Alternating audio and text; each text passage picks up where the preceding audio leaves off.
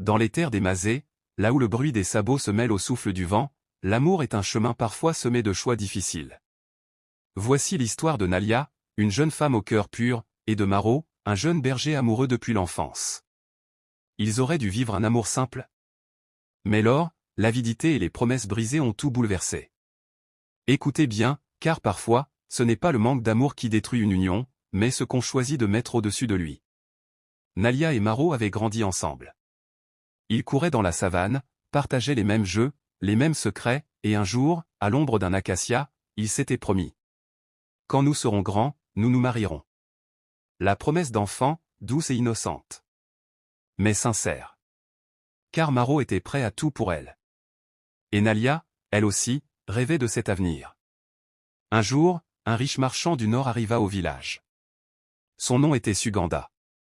Il portait des bijoux étincelants, parlait avec assurance, et sa présence imposait le respect. À peine aperçut-il Nalia qu'il déclara devant les anciens.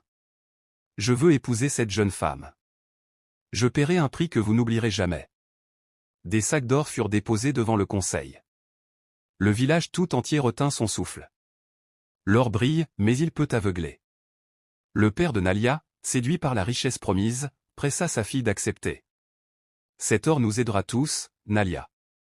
C'est ta chance. » Mais Nalia pleurait. « Mon cœur appartient déjà à Maro. » Maro supplia les anciens. « Je l'aime depuis toujours. L'or ne doit pas décider à ma place. » Mais le marchand insistait, prêt à payer encore plus. Le village hésitait.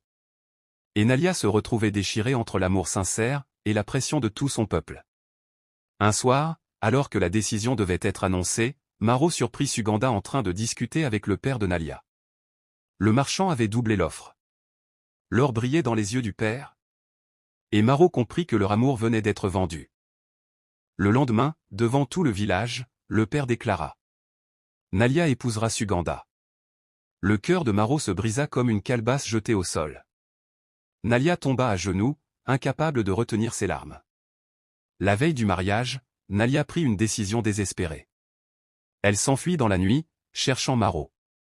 Elle le trouva près du fleuve, assis dans le noir. « Je ne veux pas de cet or. Je veux toi, Maro. » Mais lui, blessé, répondit. « Tu arrives trop tard, ton père m'a rejeté. » Elle posa sa main sur son cœur. « Mon père peut décider de ma maison, pas de mon âme. » Le silence du fleuve enveloppa leurs larmes. Un choix devait être fait. Le jour du mariage, Suganda arriva avec ses cadeaux. Mais lorsque l'on chercha Nalia, elle n'était plus là.